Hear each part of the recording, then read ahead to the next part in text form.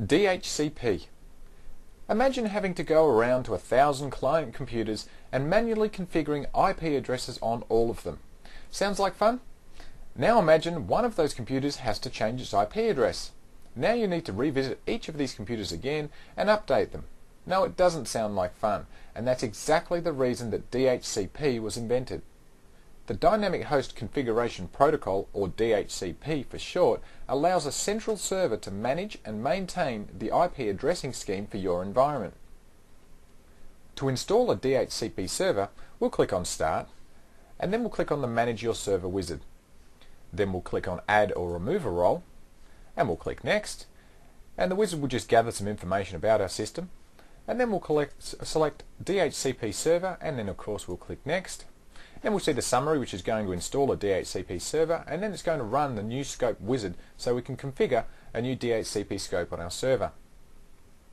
Now I'll just pause the video while some files copy across to our server. Okay, so the files have copied, and now we're presented with the new scope wizard, so we'll click Next, and now we have to enter in a name for our scope. Now you can call it basically whatever you like, but what we'll do here is we'll just call our one test company, for example, and then we'll click on Next. Now at this point we need to provide an IP address range for our scope.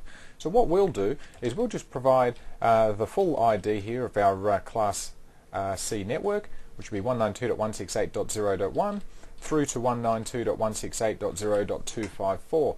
Now you can see down the bottom here that the length and the subnet mask is already populated for us, which is kind of nice. So everything here looks fine and dandy, so we'll click on Next.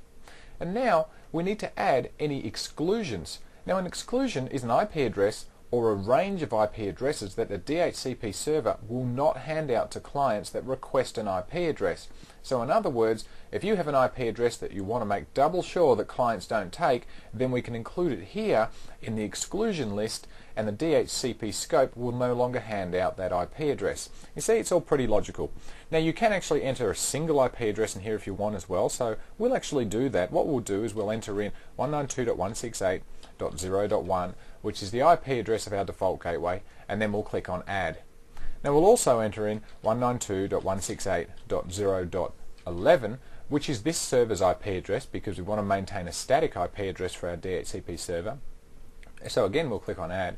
And we also have an additional server of 192.168.0.12, and we'll click on Add for that one as well. So we have 3 IP addresses that the DHCP server will not hand out to clients.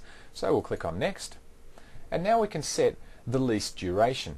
The least duration is just a setting that defines how long a client can use an IP address that's been supplied from our DHCP server before that IP address is taken back into the pool of available IP addresses. Now you can see here it sets to 8 days as the default. Now that's fine by us, so we'll just click on Next.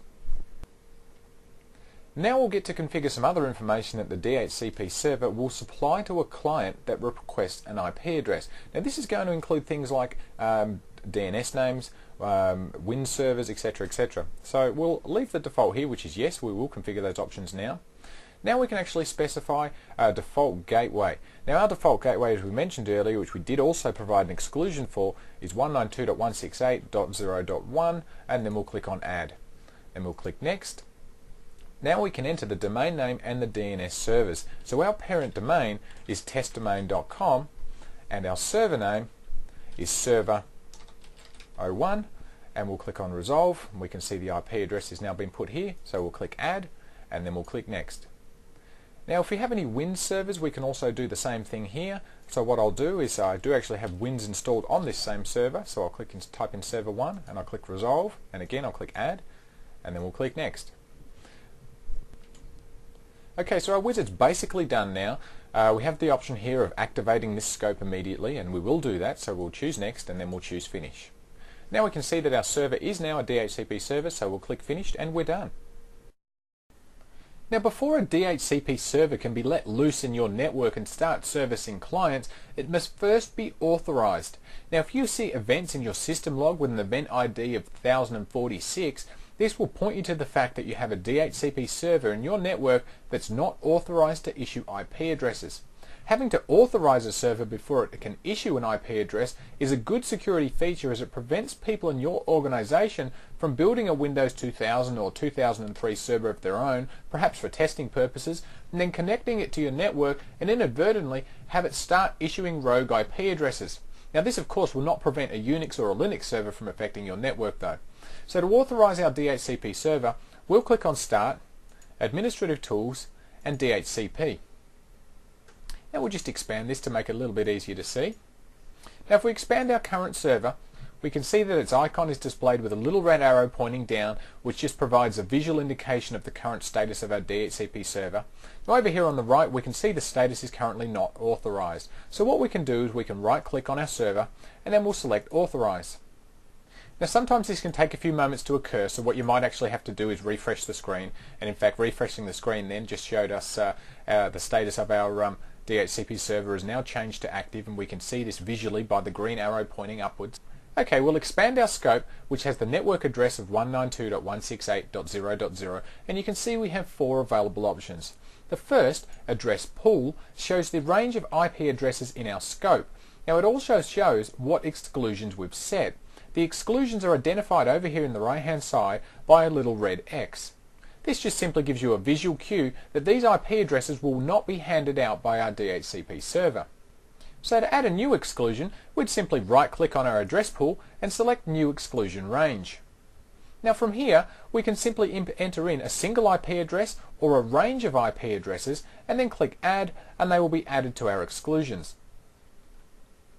The Address Leases section shows the IP addresses that have been supplied to clients, as well as the name of the computer that currently owns the lease, and when the lease expires, or if the lease is a reserved IP address. Now as you can see, we currently don't have any IP addresses leased out to clients, but we will come back to this when we get to that in a moment. Now Reservations shows you the IP addresses that has been reserved.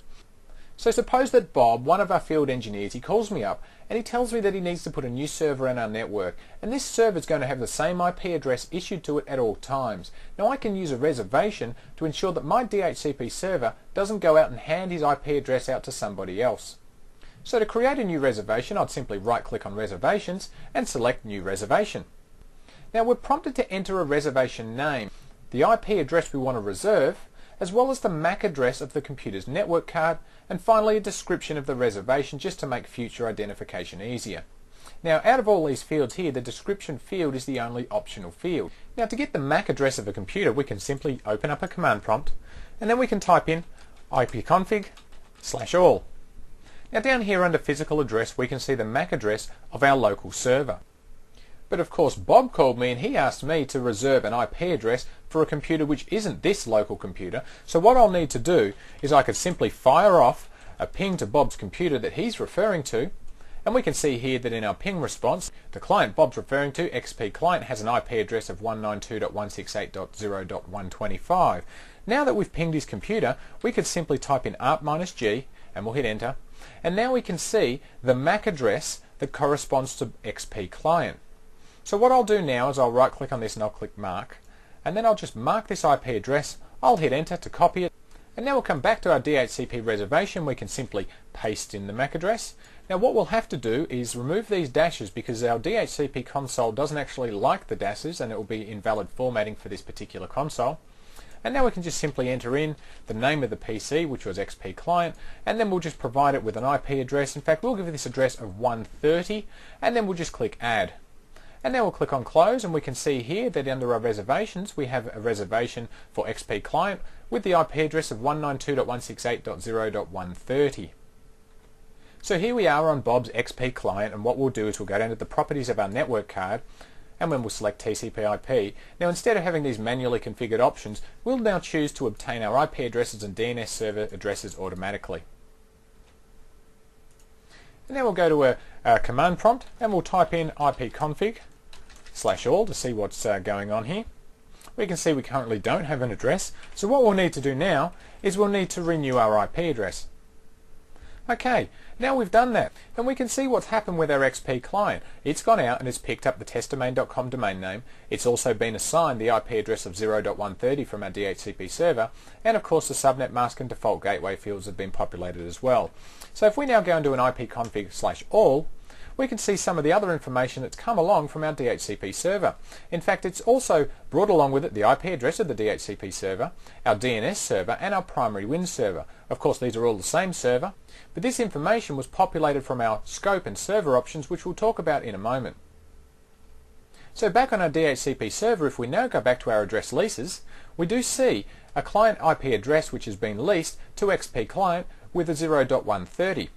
Now we can also see that this lease was provided by reservation, so that means that we don't actually see a date or time in here that this lease will expire, because it will never expire.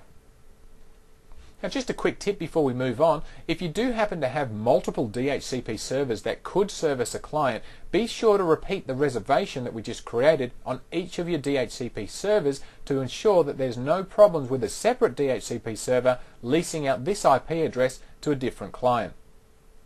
Okay, in the Scope Options section, here we can configure the information that your DHCP server will provide your clients when it issues them with IP addresses. Now our DHCP server over here will currently provide clients with a default gateway, a DNS server, and of course some WINS information. Now you recall that when we looked at Bob's XP client computer that it already had all this information, and this is exactly where it picked this all up from. Now if we right click on our scope options, we can then select configure options to see the available options that our scope will provide to our clients.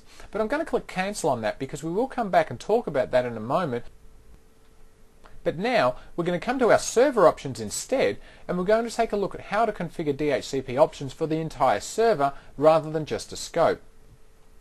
But before we do this, I'm actually going to click back on our scope options, and I'm going to come over here and I'm going to delete a few of these options that we're currently providing in our scope. And the reason that I'm doing this will become clear to you in a moment. Now I'll leave the default gateway set there. Now we'll click on our server options, we'll right click and we'll set configure options. Now here we're going to set the options that our server will provide DHCP clients when it issues them with an IP address. Now just a moment ago I went and deleted the DNS and also the WINS server information. Now what I'm going to do is go and add them back, but we're going to add them at the server level rather than the scope level. So I'm going to go over here and click on DNS server, and then I can either provide a server name or an IP address, and I'll just provide an IP address right here. Now our DNS server has an IP address of 192.168.0.11, and we'll click on add.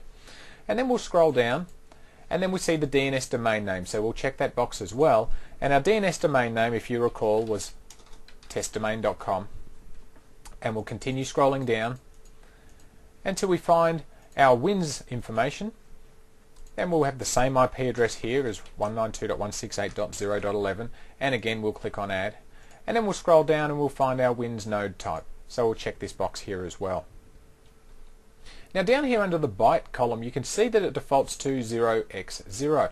Now what we'll do is we'll scroll all the way across to the right here, and we can see that we have 4 options. Now the first option here, B node, is for broadcasts. Now if we select this, this means that our WINS client will only ever broadcast for NetBIOS name resolution, and it won't ever actually contact our WINS server.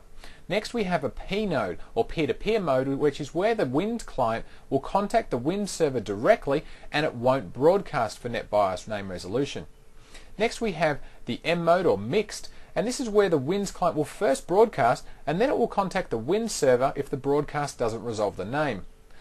And finally we have the H, or hybrid node, which will contact the WINS server first, and then it will broadcast if the WINS server is unable to resolve the name. Now in most cases you will use the H node, and that's what we'll do. So down here we'll enter in 0x8 and then we'll click OK.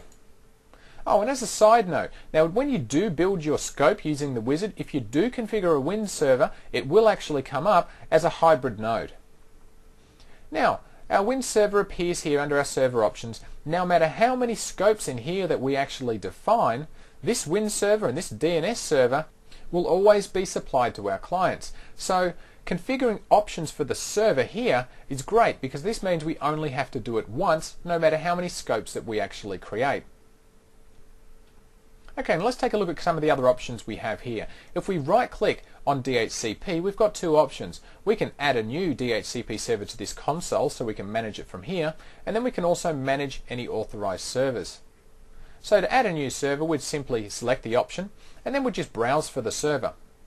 When you've located the server you wish to add, we'll just click OK and then the server will appear in the list. Now under the Manage Authorized Servers option, you'll see any servers here that are currently authorized or not authorized. So to authorize a server, we'd simply highlight the server in the list and then click Authorized. To unauthorize a server, we could highlight an authorized server and then click Unauthorized. Now next, if we right click on our server itself, we've got quite a vast array of options here. Now firstly we can display statistics. Now this just simply shows some information about the IP addresses that have been issued to our clients, as well as some information about the server's uptime, the DHCP packets that have been travelling back and forth from this server, and so on. Next we have New Scope. Now this option simply goes through the same wizard we ran when we installed our DHCP server, so we'll just run through it again quickly. Firstly, we'll give our scope a name, and then we'll click Next. Now we'll need to provide an IP range, so we'll just type in 192.168.1.1 and 192.168.1.254. That sounds good enough to me, so we'll click on Next. Now we need to add any exclusions, so we'll just define a default gateway for this one here. We'll choose Next. We'll accept the default lease duration of 8 days, and we'll choose Next.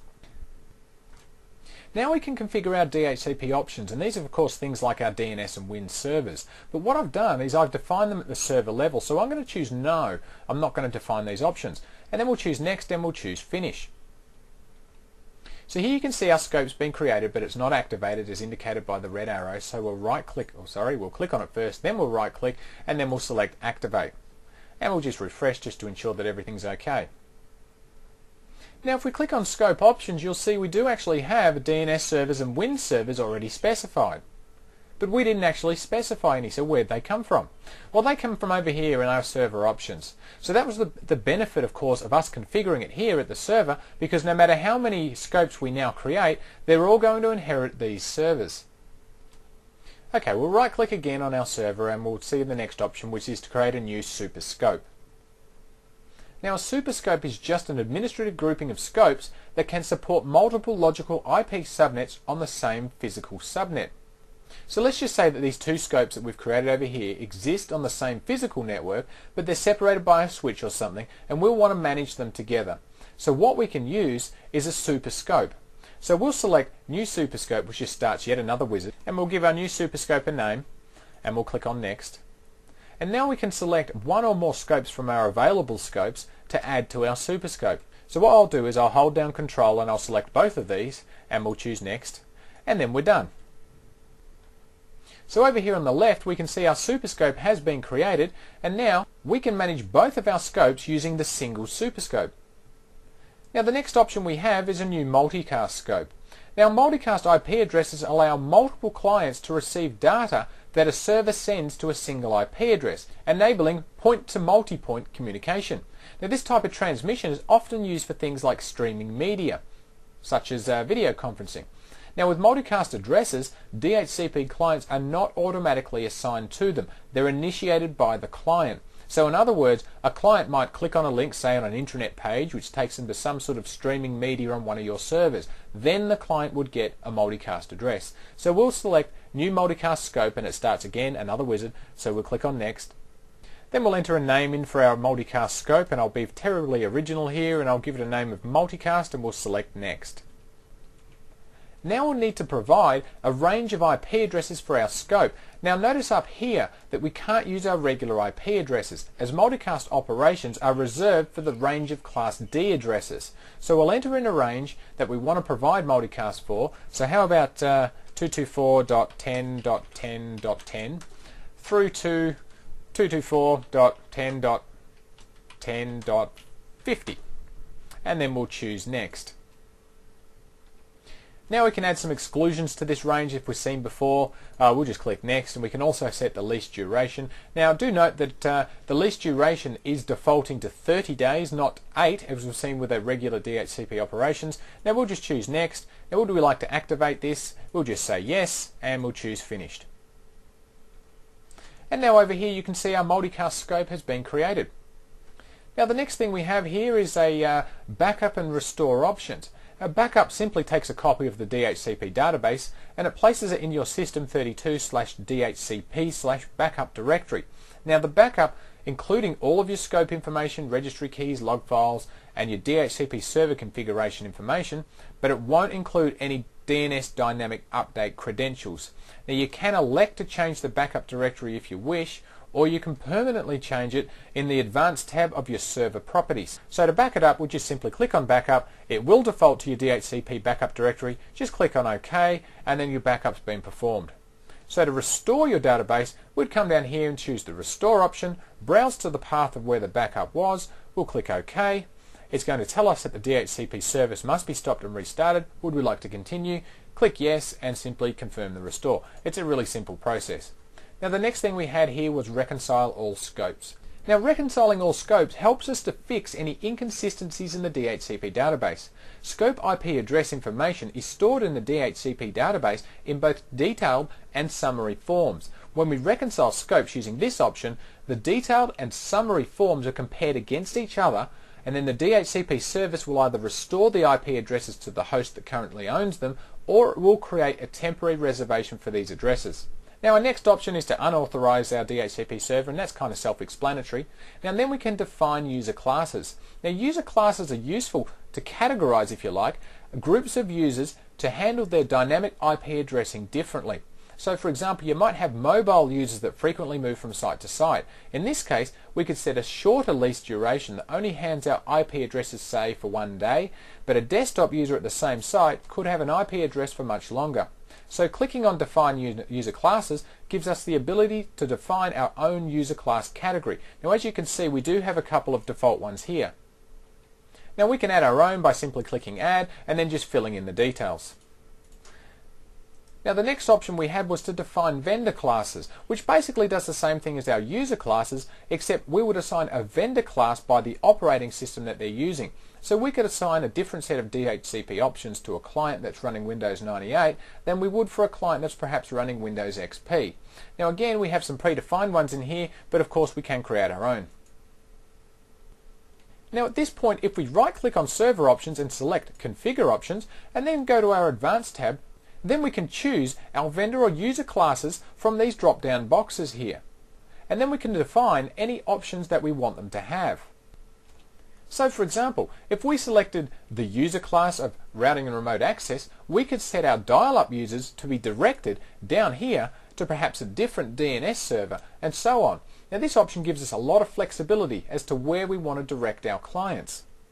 Now the other options we had here when we right-clicked on our server was set predefined options. Now this just allows us to control which options are available for our DHCP server or scopes to include in the results that they send to clients. And finally, we can take a look at the properties of our DHCP server. Now we have 3 tabs, General, DNS and Advanced. And on the default tab, which is the General tab, we can elect to automatically update statistics on a predefined schedule. We can also enable DHCP audit logging, which is enabled by default, and this will write out audit information to a log file called DHCP served log, followed by the current day. So in other words, if today was Monday, the file would be called DHCP served log-mun. Now you can turn off logging if you want by unchecking this box, but it's advisable to leave it on for troubleshooting purposes. And finally, we can elect to show the boot P table folder. Now on the DNS tab, we can configure our DHCP server to talk to our DNS server on the client's behalf. Now by default, enabling DNS dynamic updates is selected, and it's advisable to leave this setting as it stands. Now coupled with the enabled setting above, this setting here will enable the DHCP server to automatically update Windows 2000, XP and 2003 clients forward and reverse lookup zones with the DNS server. So it's advisable to leave this setting as it is, although you could choose to always dynamically update any host and pointer records if you like. Now next we can choose to discard host and pointer records when the lease is deleted. Now, this is checked by default and again should remain checked. This button will contact the DNS server when a client no longer has a certain IP address to let it know that its IP address has changed. Now, pointer records are deleted automatically when the lease expires, so regardless of this setting, so that's kind of irrelevant here anyway. Now for the final box, which isn't selected by default, this should be selected if you have older Windows 98, NT and ME clients, as these clients cannot automatically update their forward and reverse lookup records with the DNS server. So after receiving an IP address from a DHCP server, the DHCP server can then perform this operation for them. And then finally we have the Advanced tab. Now this is where we can set confliction detecting by providing a value in this box. Now currently it's set to the default, which is 0. Now this means our DHCP server will not detect conflicts. If we set this to a non-zero value, then this will enable this feature. Confliction detection simply makes the DHCP server ping each IP address that it intends to offer a client to make sure that someone else isn't using it, for example if they've set their client up to use a manual static address. Now if the ping fails, indicating that no one's using this IP, then the DHCP server can then assign the IP address to the client. Now below we can also set the paths to our audit logs, our DHCP database, as well as the backups of our DHCP database. If we click on the bindings button, we can change the network interfaces that our DHCP server will listen on. But we only have one network card in our server, so we only have the one option here. But if you had multiple network cards, then you'd see them listed for selection in this window. Now clicking on the credentials button allows us to select an account that we can use, which will update the dynamic DNS records on our DNS server. So in here we just simply type in a username, domain name and password, and then we'd click on OK.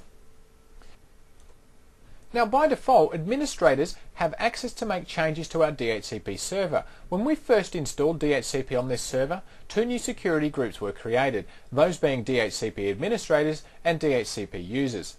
Now these two groups by default do not contain any members, so if you do have people in your organization, such as say help desk users, that you'd like to be able to view your DHCP server but not make any changes, then you would add them here to the DHCP users group. Similarly, if you have any administrators you want to be able to manage this DHCP server, then add them over here to the DHCP administrators group, and then they'll be able to manage your DHCP servers for you. Now the final thing we should take a look at here in our DHCP console is the properties of our individual scopes. Now a lot of the options that are in here we've already talked about when we looked at the properties of our server. However, on the general tab of our DHCP scope, we'll notice a slight difference here where we can see the IP address range that this scope's going to manage and the lease duration information. The DNS tab is basically the same, and on the Advanced tab is where we can assign IP addresses dynamically to clients which are either DHCP only, BootTP only, or both. So you can set those options here if you wish. Now before wrapping up this discussion of DHCP, we'll take one final look at our scope options. So we'll right click and select properties. Now here you can see the network range that our scope is actually responsible for, as well as the lease duration information. Now I should mention that any options that you configure at the scope level will override any of the options that are configured at the server level. So if we happen to want a lease duration for our scope of say 4 days, we could certainly set that here. And then even though our server options has it listed back at the default of 8 days, for this particular scope we'll now have a lease duration of 4. Now on our DNS tab, we'll see the exact same options that we saw on the DNS tab of our server properties. And finally, on our Advanced tab, we can see that currently we're only assigning addresses to DHCP clients, but we could select BootTP if we like, or we could select both. Okay, so that's DHCP in detail. Now what we'll do is we'll move on and we'll take a look at the DHCP relay agent.